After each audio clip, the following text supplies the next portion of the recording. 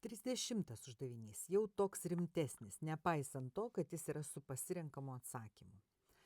Mums pavaizduotas štai tokios funkcijos grafiko eskizas, mes nežinom, koks tas B ir koks tas A, ir mums reikia pažymėti paveikslą, kuriame pavaizduotas štai tokios funkcijos grafiko eskizas.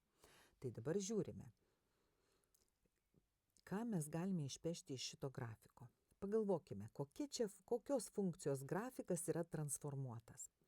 Turbūt matai, čia yra funkcijos y lygų minus 1 iš x grafikas, tik jis yra pastumdytas. Minus 1 iš x, kadangi čia yra plus a, rodo postumį į dešinę arba į kairę, o b aukštyn arba žemyn.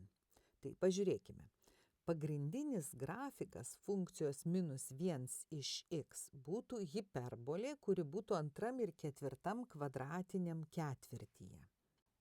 Atrodytų, kažkaip taip, ar ne? Hiperbolė. Tai dabar pažvelkime. Mes, kai šitą grafiką transformuojam ir gaunam šitą, akivaizdžiai jį stumėme į dešinę ir tada dar aukštyn. Į dešinę reiškia mūsų skaičius A turi būti neigiamas. Na, o kadangi aukštyn, skaičius B turi būti teigiamas. Tai turbūt daugiau nieko mes iš šito eskizo negalime gauti. Bet pažiūrėkime, ar to neužtenka. Dabar čia mes matome, kad čia yra ta pati hiperbolė, minus 1 iš x, tik pastumta jau, kadangi B teigiamas, į kairę. Pažiūrėkim, kaip atrodo. Bet kažkaip taip.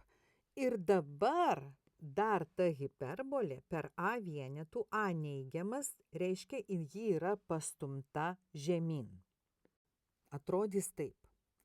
Ir galiausiai modulis. Ką daro modulis? Jisai visą grafiką, kadangi šitas skaičius dabar gali būti tik teigiamas, šitų reikšmių nebegali būti neigiamų, bet visos šitos funkcijos reikšmės, kurios neigiamos, tampa dabar teigiamom tom funkcijos reikšmėm.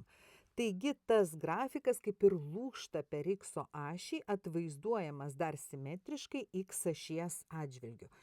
Taigi atrodys štai taip. Ta dalis, kuri buvo aukščiau, o x ašies, teigiami skaičiai, šita ir liko ta pati, o ta dalis, kuri buvo žemiau, atsivaizdavo simetriškai. Ir čia lygiai tas pats, šita dalis atvaizduota simetriškai. Pažiūrim, kuris čia pas mus panašus grafikas. Turbūt šitas, kitokio tokio panašaus nėra. Taigi atsakymas C.